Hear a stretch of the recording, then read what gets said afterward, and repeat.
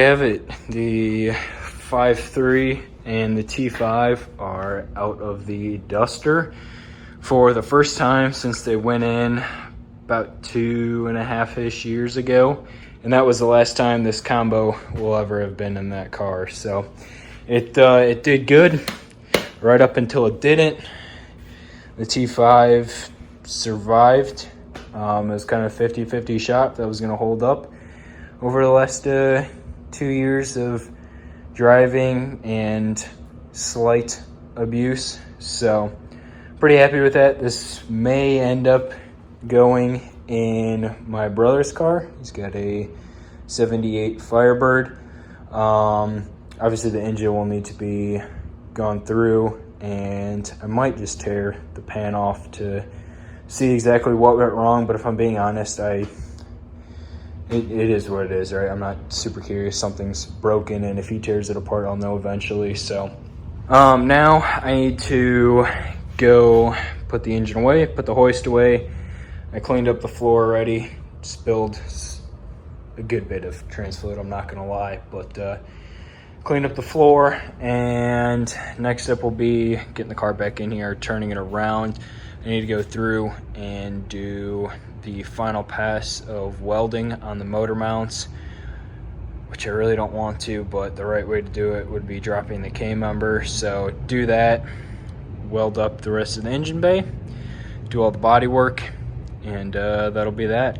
It was a little bit sketchy pulling that engine by myself, I'm not gonna lie, but it ended up working out just fine. So I scratched up a little more paint in the engine bay than I would have liked, but like I said, I'm going through and redoing that anyway, so it's not the end of the world. I'm happy the transmission didn't like fly up and hit the master or anything like that. No wires broken, so all in all, pretty good. Wasn't too bad there. So I need to get this cleaned up so that way I can call it a night, because it's like almost 1 a.m. and I need to be up at like 6 for work. So should probably do that, and then later tomorrow get started on those motor mounts there. It is the end of the weekend here, and I got an update. Now that the engine is out, I was able to go through and pretty much strip down the rest of the front end of the car. I didn't want to drop all the front suspension or the K-member, but it had to be done. I did leave the upper arms on there.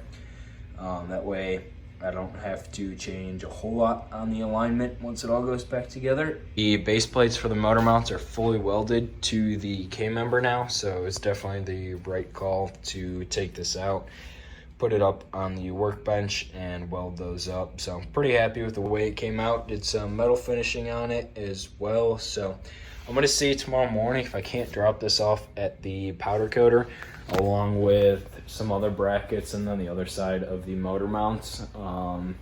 If they can get it done by Friday, I'm gonna go ahead and get that all powder coated. If not, I'm just gonna paint it all.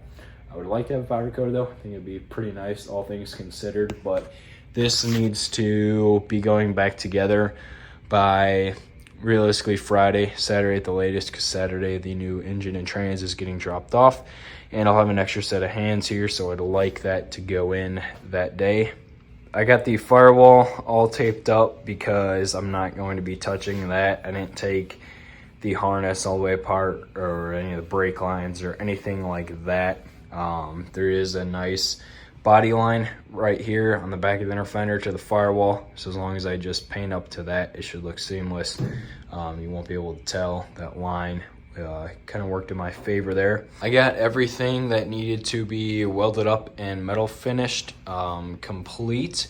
There was a bunch of little holes. The big things were these basically like discs that need to be welded in right there where the shocks used to go through, and since this is a coilover car now, I no longer need those. So that, along with just a couple other pinholes and random slots and mounting points from other things over the years. The one thing I was debating on doing that I ended up not doing was doing something about the front of the frame horns here. It's, I think, 3 pieces, all basically sandwiched and pinch welded together, and it doesn't appear the best, but it is plenty strong, obviously, so I didn't want to mess with that. But I would have liked to, I don't know, make a cap or something for this just so it looks smooth, like the rest of the engine bay does. And I did a little bit of touch-up stuff to it, but it's nothing crazy. I mean, probably save myself a day or two of work not messing with these, and if I can realistically get a day or two ahead of schedule, I will take that where I can get it. So I'm not too upset about that, but I'm gonna start on the body work tonight, and hopefully by mid to late week I can get this all primed and painted, get the tape off.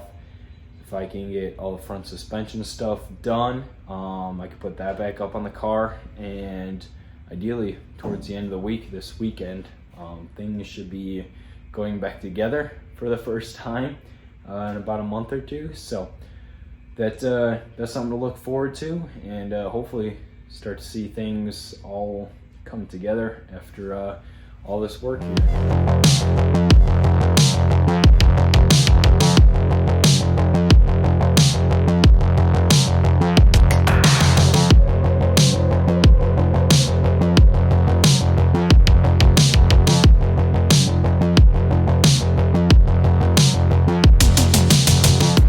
Got ourselves a pretty big update here. Some good progress over the past week. It's been a ton of work, but the engine bay is now complete. All the metal work is done, all the body work is done, and obviously it's painted. It's orange again. It's not perfect.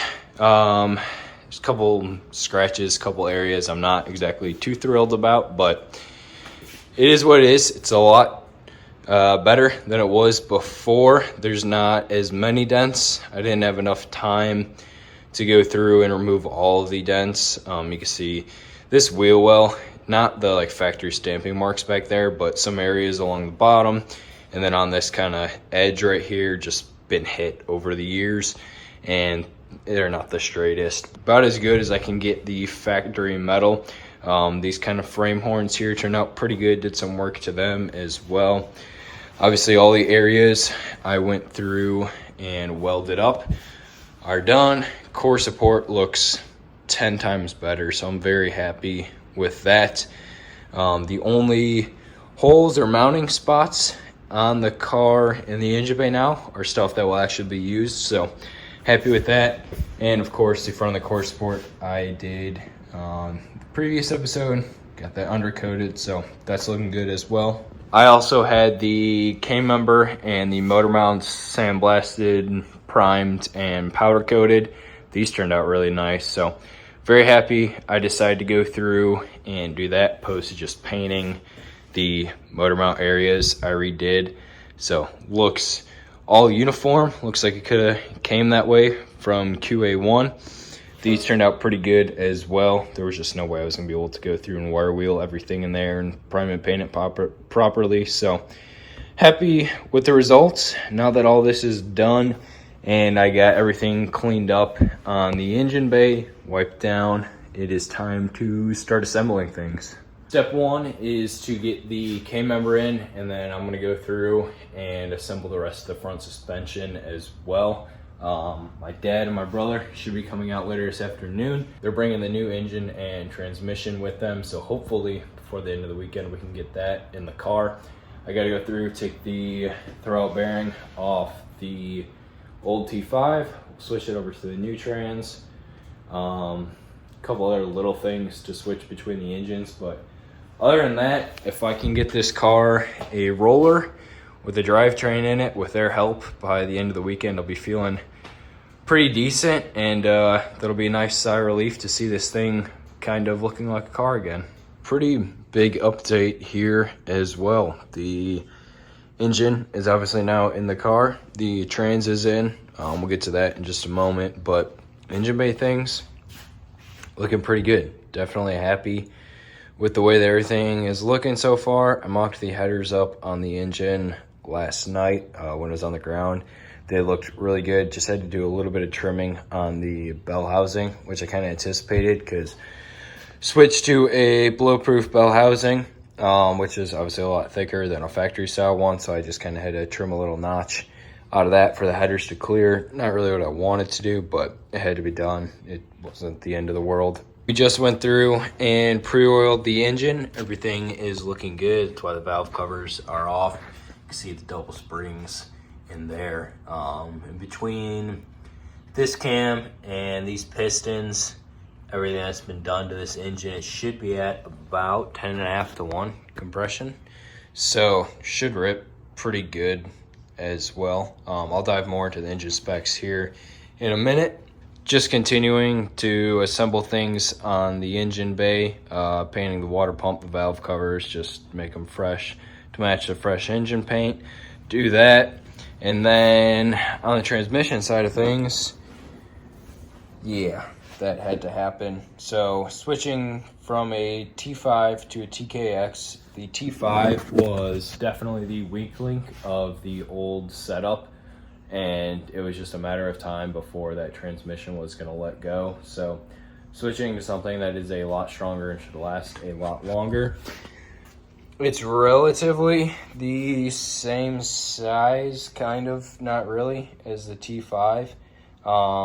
It's a little bit taller and a little bit wider on the top half of the transmission, so that's why the tunnel had to get cut out. The shifter's in a different spot, but the overall length of the transmission, this one's only about 1/8 inch longer, so the drive shaft should fit. I still got to go through and mock that up, make sure I got enough clearance, but obviously I'm gonna have to go through and make a whole new trans tunnel, which kind of sucks because the last one I made to fit the T5 was pretty nice and it was a good fitment, but obviously it was made for the T5, so it wasn't gonna cut it. I normally don't get too upset about cutting things, but that one did kind of suck, I'm not gonna lie. So it is what it is, had to be done. It'll be worth it once it's all said and done, and now it gives me the opportunity to go through and make an even better trans tunnel, opposed to one that I did 2 years ago. So while my brother and dad are still out here, we're just gonna continue to hammer away on things in the engine bay here, try to get some of the accessories on, valve cover, start doing some of the rest of the wiring here, and see where we can get before the end of the day. Then I'll flip the car around, work on the engine bay this week, and then worry about the trans tunnel once this is kind of situated up front here. I know I haven't shown a whole lot of work in this video, but that's just because I'm trying to get stuff done. The goal for this week was to finish the engine bay and assembly in there. I didn't have to go through and make a whole lot, which was pretty nice.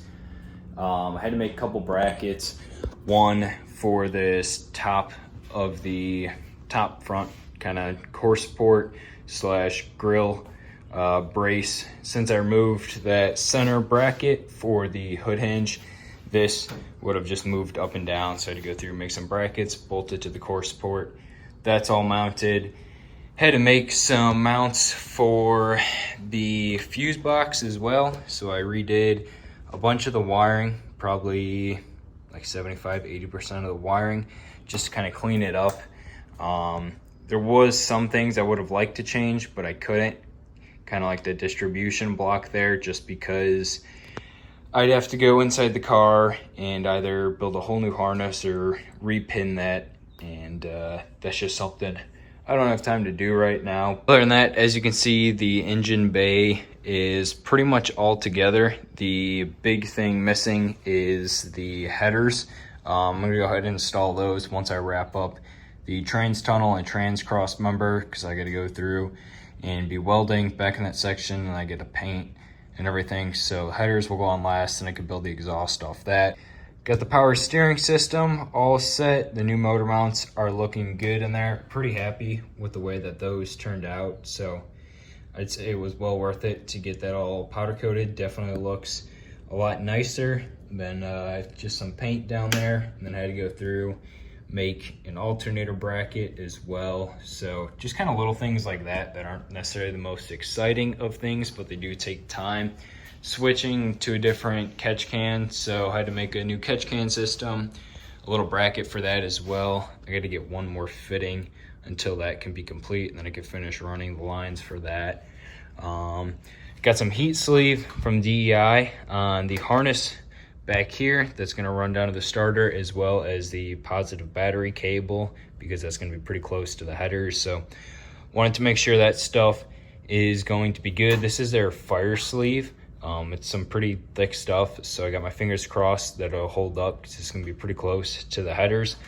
But we will find out. I'm not too doubtful about that. I have a flexible dipstick as well. I have to install, make a bracket for once I get the headers in. That way I can figure out how to route it. So this one's just in here to plug that for right now, so nothing gets into the engine. Got new coil pack harnesses, just a bunch of little stuff. Like I said, not necessarily the most exciting. I was kind of hoping all of this would just go back together. Basically, it's just a reinstallation process, but I ended up having to make quite a few things, like I said, so that's all right. Now that this is as far as I can get it without putting the headers in, I'm going to switch gears to the transmission tunnel and transmission cross member. So those are the probably last two biggest projects. I still have to make the exhaust as well, which I ordered the tubing for that about a week and a half ago. It has not shipped yet, so I'm kind of getting worried that it's not going to arrive before the time I have to leave. I would really not like to do the trip with open headers, but if it comes down to it, I'm not gonna make that be the reason where I don't go. Goal for this week, like I said, transmission tunnel, transmission cross member. Later in the week, if I can get all that done, I would really like to start this as well, run through the gears, make sure everything's good. I gotta put fluids and everything yet. Yeah, there's a lot still to do. As of right now, there is 15 days left to go. So if I can get majority of stuff built this week, start it up by the end of the week, maybe take it for a test drive on the weekend or early next week, be feeling okay. That gives me at a minimum a week to kind of sort things out if I have any issues. So if I could stay with that plan, be feeling pretty decent. But as of right now, there's not a lot of time left, but there's not a lot of things left on the list.